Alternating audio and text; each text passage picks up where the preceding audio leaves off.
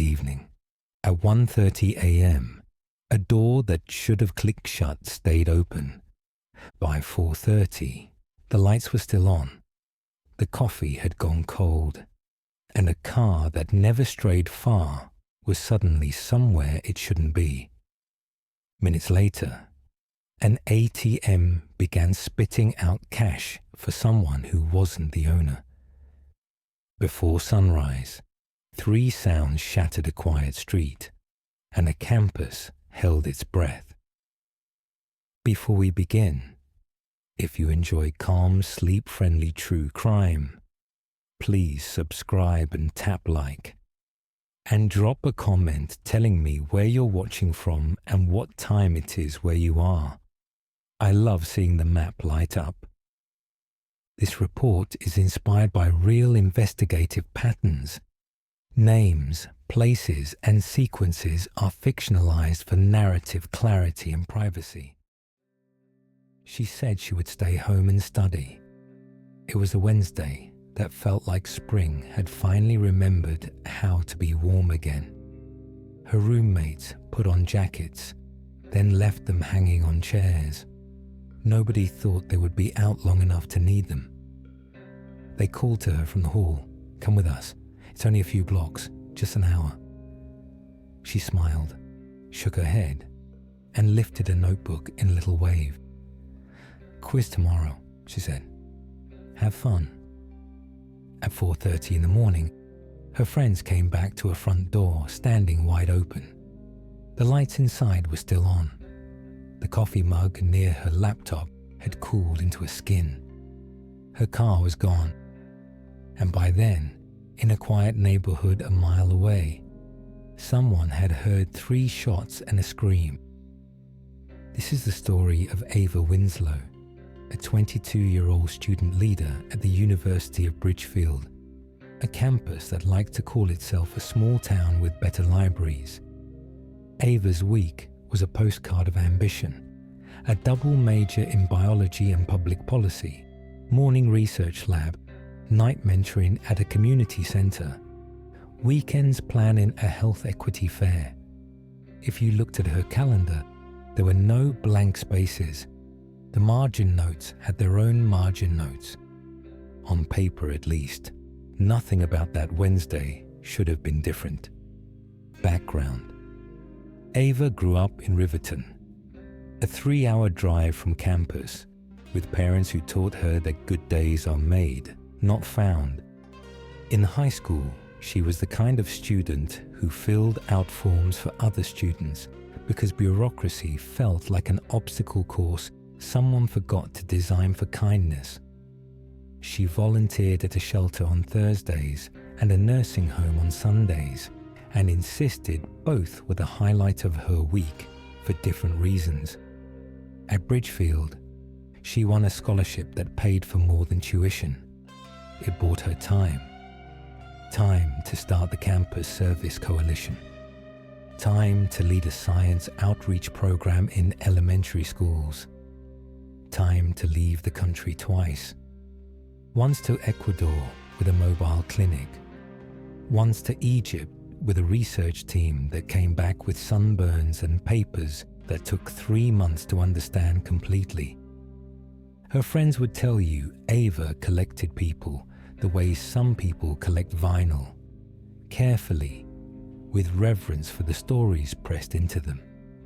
She had a way of making introductions that felt like she was giving 2 people back a piece of themselves they hadn't realized they dropped. Senior spring had a job offer at the end of it, waiting like a light in the hallway. She'd already said yes. She had an apartment off campus with 3 friends who loved the same coffee shop and argued over the same playlist and shared a calendar on the fridge that made their life look like a cooperative art project. On March 5th, the calendar said, midterm review, community clinic, quick dinner, study, disappearance. At 1:30 a.m., the apartment door closed behind, laughing, whispering, because you whisper in hallways at that hour, even if no one has asked you to. The roommates went to a party 10 blocks in the other direction. Ava's room door stayed open. Her desk lamp stayed on. She had a habit of keeping the apartment a little too bright, as if she could coax the morning in early with wattage. Her laptop shows a document saved at 3:28 a.m. The activity log, later pulled by a forensic technician, shows a lull and then a burst. Notes renumbered, a paragraph replaced, a citation fixed. It is the kind of granular rhythm that means she was alone and focused, and about to tell herself she'd earned 5 hours of sleep if she could convince her brain to stop multiplying. At 4:31 a.m., the roommates arrived home. The front door was open. The living room lights were on. Ava wasn't there. Her phone wasn't on the coffee table. Her keys weren't in the bowl by the door. The lock plate had a fresh scratch that might have been there the day before. It is hard to know, after the fact, how much of the world you failed to notice when you were still allowed to believe it was safe. They called her. No answer. They texted. One red notification, then silence. Have you ever tried not to panic by lowering your voice? The apartment sounded like that. They told themselves an explanation would arrive alongside her. Study group, a ride to the library, a favor for a friend. They checked her room, her desk, the tiny balcony where she liked to take 5-minute phone calls and let the night air do the thinking for her. On her desk, the notebook with the quiz outline. In the sink, the coffee mug. In the entryway, an absence where her shoes usually waited. At 5:02 a.m., a woman on Sycamore Lane called 911. She was awake because her dog had insisted the night needed to be checked again. She heard what she thought were fireworks and then remembered the calendar said March, not July. She heard a scream, sharp and short, the kind you don't admit to remembering because admitting means admitting there was time for you to move and you didn't.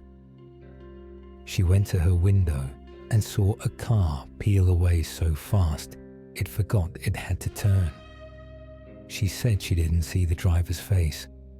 She said the brake lights looked like eyes blinking too hard. Responding officers found a young woman lying near the curb. No phone, no wallet, no ID, nothing to hold up to a camera and say, "We have a name." The officers did not say the thing they were thinking. They called for EMS, and they did the motions their training has taught them, even when the training knows, before the mouth does, that the motions will not be enough. Identification. At 9 in the morning, one of Ava's roommates drove to the police station. She told the desk sergeant her friend was missing. She told the sergeant her friend's car, an older hatchback that made an admirable noise only sometimes, was gone. She told the sergeant that the door was open, and that wasn't like her, and the lights were on, and that wasn't like her, and her phone was off, and that wasn't like anyone. The detective on duty, Daniel Rios, listened and took notes, and then said a sentence so gently it arrived like a parenthesis. There had been a report before dawn, he said, and a body had been found. And did she think she could look at a photo just to rule something out? She knew before the photograph was fully turned. She knew by the angle of a wrist and the way hair finds a way to frame a face even when no one thinks about hair. She nodded twice, small nods that meant both yes and no. And then she took a breath like someone learning to swim, not because they wanted to, but because the opposite had stopped being an option. The apartment became a scene. The campus became a rumor. The university sent an email with words like tragedy and support services and counselors available Students printed her photo and taped it in clusters on bulletin boards where comedy night ads and tutoring flyers looked suddenly absurd. Investigation. The first hours. Detective Rios is not the kind of investigator who makes speeches to himself. He likes lists. He likes that lists can be wrong and still make you feel like you're moving. His first list is simple. Timeline, property, devices, vehicle. Timeline. Roommates last saw Ava at 1:30. Laptop activity through 3:28. Body discovered around 5. A gap big enough to move through without bumping the furniture. Property. Car missing, keys missing, wallet missing, phone missing. Jewelry still on Ava's wrist and neck. The quick estimate. This was not a headlong ransacking. It was something leaner. Devices. Laptop on the desk, still logged in. Phone not found. Roommate messages unanswered since 3:40. Router logs show a clean disconnect around 3:35, consistent with someone leaving with the phone in hand. Vehicle. An alert goes out to patrols in neighboring towns. Within hours, a county unit reports a car matching Ava's parked on the edge of a small apartment complex. Not hidden exactly, just left. The car is towed to a secure bay. Forensics goes to work. You can learn a lot from a car, if it wants to tell you. You can also learn how well someone knew what evidence looks like. ATM trail. At 3:46 a.m., 18 minutes after her last saved document, Ava's debit card is used at a cash machine 6 miles from the apartment. 2 withdrawals for $350 each. The bank's daily cap. 10 minutes apart. The card's PIN was entered correctly the first time. Detective Rios requests the footage. Many machines no longer keep tapes in the way TV shows want them to. This one does. The camera mounted above the screen catches reflections. It catches a face. It catches the inside of Ava's car. The dash beads she hung ironically, because they made the car look like it was pretending to be cooler than it was. A man sits in the driver's seat. A second shape occupies the back seat, blurred by distance and angle. The man's head is turned. He looks toward the lens as he presses the buttons, the way people glance at mirrors without meaning to. The image is too grainy to print and say, "This is." It is clear enough to print and say, "This could be." Detective Rios circles the shape in the back seat. He doesn't write the word. He doesn't have to. Everyone who sees the still sees the word anyway. Ava. The card is used at 2 more machines over the next days. Declines when the cap resets fail because a fraud flag has bloomed in the bank system. One of the machines points at a wall. One points at a carpet. One points at the perfect angle to catch the floor and nothing the floor has to say. It isn't until March 7th, just after midnight, that a convenience store camera in a neighboring town catches a different man trying to use the card. Different. Not the driver from the first video. He stands in the spill of a neon sign and keeps a hood up under a cap. He's not cautious. He's practiced. The clerk remembers him mostly because he didn't buy anything after the card failed. People who come in at that hour buy something, even if it's just a stick of gum they pretend they wanted. Focusing the suspect pool. Rios releases the images to the public, not all, just enough. He doesn't believe in flooding a city with fear. He believes in specific streets and specific eyes. The tip line lights up. Most tips are wrong. Many are well-meaning. 2 of the same name said in 2 very different voices. Darius Ansel, 21, a record longer than the years most people get to remember well. Robbery, assault, narcotics, bond, violation, bond again. His last court date was the week before. He did not show. A bench warrant waits like a forgotten appointment. Darius lives not far from the convenience store. When officers knock, his cousin answers. Darius is not home, she says. He was earlier, she says. She doesn't know where he went, she says. There's a hairline crack in her voice when she says the last part. The crack that means, don't search, because I don't want to watch you find something.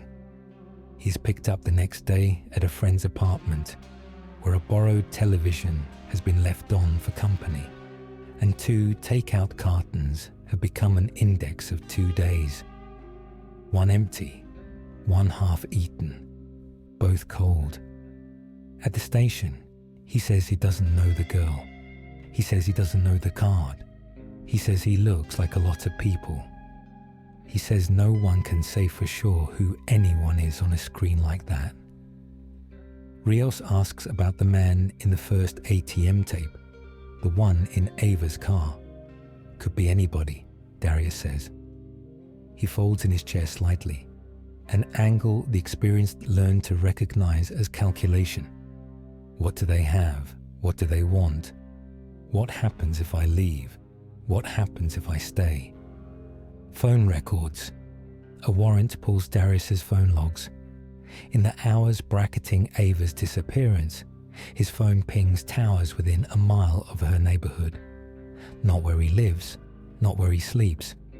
It brushes against a tower near the first ATM. It falls silent for an hour and 13 minutes, then returns near the convenience store where he's captured on camera. He exchanged 26 messages between 2 and 4 a.m. with a contact saved as L. The number belongs to Lance Lovell, 17, a kid who has been 17 for a very long time if you ask the county records. Probation periods, violations, second chances, a third chance with a supervisor who believed names are not destiny.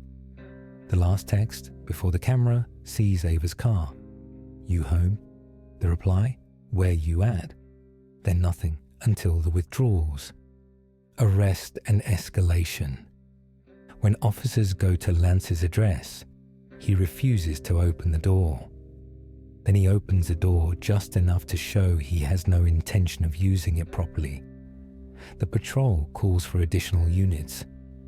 A negotiator asks if there is anyone else inside. Lance says no, and then someone else coughs. The house is not large. The house acquiesces quickly. Lance is led out. He's indignant and 17 and extremely sure that the hallway the world has set him in will continue gently downward and deposit him in a place with snacks. At the station, Lance says he wasn't in Bridgefield that night. He says his phone lies a lot. He says he doesn't know Darius like that. His attorney arrives and looks at the tapes and looks at the printout of his client's mugshot, taken 2 months earlier after a different kind of convenience store attempt. He does not advise his client to keep talking. Building the case. You would be forgiven for thinking that the videos and the towers and the car and the timeline formed a perfect circle. They do not. They form a shape with corners that need sanding. The car yields fingerprints, many, most of them belonging to Ava and her friends, and a detailer she hired once before a road trip. The partials that could be new are smudged, not enough to say a name in a way a jury will listen to. There is a hair on the back seat that does not belong to Ava. It belongs perhaps to one of 100,000 people if you narrow it by color and length, and a profile that says male, in the way courts will call inconclusive. The card use tells the story regardless. Someone needed cash quickly. Someone knew the PIN or knew how to get it. Often that means a threat in a parking lot before the ride. Often it means, tell us and we will let you go. There was no sexual assault. The medical examiner says there were multiple gunshot wounds from 2 different weapons. 2 guns often means 2 people. It also often means someone wanted the story to be both decisive and anonymous. No single shooter, no clear signature. Rios pulls city traffic cameras. Near the apartment, 3 separate feeds capture a small car leaving the block around 3:36 a.m. Within minutes of that, a different camera sees a dark sedan shadowing without taillights on for half a block.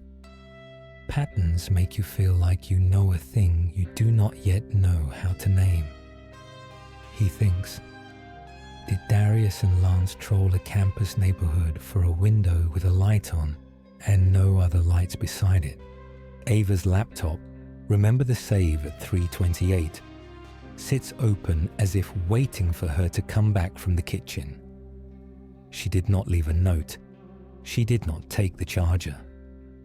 The browser remembers a tab with a reading on public health policy and a tab with a recipe for something simple that feeds 4, and a tab with a music video whose chorus probably still lives in her roommate's muscles and will make them stop in supermarket aisles when it comes on for years.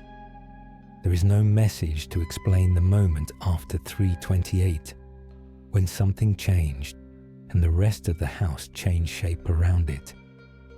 DA strategy. The district attorney reviews the file and knows the math prosecutors learn early. Juries prefer when a person says out loud the thing everyone suspects. You can convict without a confession. It is harder. It is slower. It makes people who came looking for catharsis leave with a verdict and not a feeling. The office tells Darius's attorney they will seek the death penalty if the case goes to trial on first-degree murder. The office tells Lance's attorney that being 17 does not make a thing untrue. It changes what the state is allowed to do in response. Darius asks to talk. He asks to talk after he doesn't ask to talk. People do that. They rehearse a version of the truth in their head and then decide to buy the state's offer when it sounds like the version they can live with. He will plead to avoid death. In exchange, he will say the thing out loud. Confession. He says they went looking for a mark. His word. He says Lance called him because he knew a neighborhood where students came and went like tidewater and sometimes forgot to close the door behind them. He says this with a shrug he tries to make look like regret. He says they saw Ava through a window. He says they made entry. He says she didn't scream. She asked what they wanted. They told her, the car, the cards, the pin. She said yes. She said okay. She said she would cooperate. They stayed long enough for fear to feel like a room with furniture in it. Then they left. Then the machine. Then the second machine. Then roads they did not know well, and a neighborhood they did not mean to choose, and a decision in a car where someone in the backseat cried, he says, and asked them to pray. She asked us to pray, he says. I remember that. He says he thought about it. He says he wanted to. He says, this is the moment where the court reporter's fingers hesitate because there are words coming that feel like they should not be written. He says he raised the gun instead. He says it plainly. He does not cry in the room. Outside the room, in court, at sentencing, he will turn to Ava's parents and say he is sorry, and say he knows. Sorry is not a word that does the work people pretend it does. He will receive life in prison, plus the extra years the law tacks on, as if arithmetic makes the wound respect the math. He will never leave. Lance goes to trial. The confession ties him to the night and the car and the street. The cell towers lock him near the apartment when he told the court he was home. The video stills with his head turned toward the lens from the driver's seat provide the image the jury will take into the room and turn over in their hands mentally until it becomes an object the mind can't put down without saying guilty. He is 17 the night Ava died. He will not be 17 again. He is sentenced to life. Later, he will appeal after a High Court ruling. Says juveniles cannot be locked away without the possibility of parole without specific findings. He will receive a new hearing. He will tell the judge everyone makes mistakes. He will say he is not a monster. He will say he has learned. He will not look at Ava's parents while he says it. The judge will talk about mercy and about time and about how the law must make space for the possibility of return, even if the facts make the imagination refuse the door. The judge will sentence him again to life with the possibility of parole after decades. Parole boards are not the same as time machines. Aftermath. On campus, there is a memorial garden.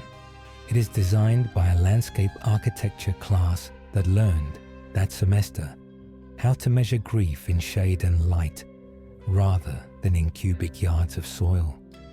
There is a plaque with Ava's name and the words her roommate chose. She made the day longer in the best way. It is a sentence that sounds like someone invented a new scale for clocks. People leave notes under stones the way people have always done. When the only answer that seems suitable is to write a sentence and let the weather decide how long it stays.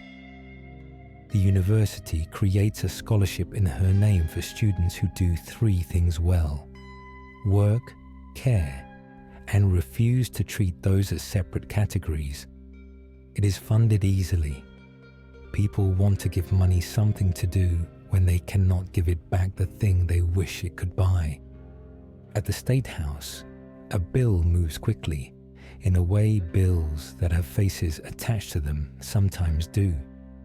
It increases penalties and investigative tools for organized robbery crews and gang-facilitated crimes.